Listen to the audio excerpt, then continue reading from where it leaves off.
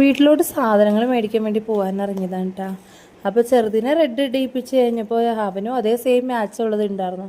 അങ്ങനെ അവനും ഇട്ടു. അപ്പോൾ അവൾക്കും വൈറ്റ് വേണമെന്ന് കേട്ടോ. അപ്പോൾ മൂന്നിനെ ഒരുക്കി കെട്ടി കഴിഞ്ഞ് കഴിഞ്ഞപ്പോൾ ക്രിസ്മസ് സെലിബ്രേഷന് പോകുന്നോട്ടുണ്ട്. അങ്ങനെ വീട്ടിൽ നിന്ന് റെഡിയാക്കി ആക്കി എല്ലാവരെയും കൂട്ടി ഇറങ്ങി. റോഡ് എത്തിയപ്പോഴേക്കും ചെറുതായിട്ട് മഴയൊക്കെ പൊടിഞ്ഞു തുടങ്ങിയിട്ടാ. പിന്നെ മഴ വല്ലാണ്ട് അങ്ങോട്ട് മുറുകി കഴിഞ്ഞപ്പോഴെന്നാൽ എവിടെയെങ്കിലും ഒതുക്കിയിടാമെന്ന് വിചാരിച്ച്. എന്നാൽ ആ കൂട്ടത്തിൽ കുറച്ച് ചായയും കുടിക്കാമല്ലോ. നല്ല ബ്ലോക്ക് ഉണ്ടായിരുന്നു കേട്ടോ അത്യാവശ്യം. ഏറ്റവും തോൽവി അതാണ് ബ്ലോക്കിൽ പെട്ട് കിടക്കുക എന്നുള്ളത്. അങ്ങനെ ഒരു കട ഉണ്ടെങ്കിൽ ഞങ്ങളിങ്ങനെ സൈഡ് ഒതുക്കി അവിടെ കയറിയിരുന്ന് ചായയും വെള്ളവും കുടിച്ചു കേട്ടോ. ആദ്യം അവളെ മാത്രം ഇറക്കിയാൽ മതി എന്ന് പറഞ്ഞു. അവൾ പോയി കഴിഞ്ഞപ്പോൾ പിന്നെ അവനും ഇറങ്ങിപ്പോകാനുള്ള കരച്ചിലായി.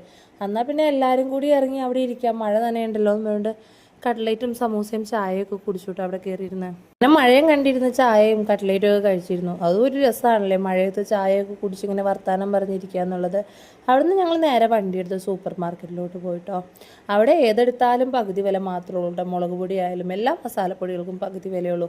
അത്യാവശ്യം വീട്ടിലോട്ട് വേണ്ട എല്ലാ സാധനങ്ങളും തന്നെ എടുത്തു കേട്ടോ. കൂടുതലും ഞങ്ങൾക്ക് ആവശ്യം എന്ന് പറഞ്ഞാൽ ബിസ്ക്കറ്റായിരുന്നു. ബിസ്ക്കറ്റ് എല്ലാത്തിനും തന്നെ പകുതി വില ആയതുകൊണ്ട് മക്കൾക്ക് ആവശ്യമുള്ള ബിസ്ക്കറ്റുകളൊക്കെ എടുത്തിട്ടാ. പിന്നെ സോപ്പിനൊക്കെ നല്ല അത്യാവശ്യം ഓഫറുകളൊക്കെ തന്നെ ഉണ്ടായിരുന്നു കേട്ടോ.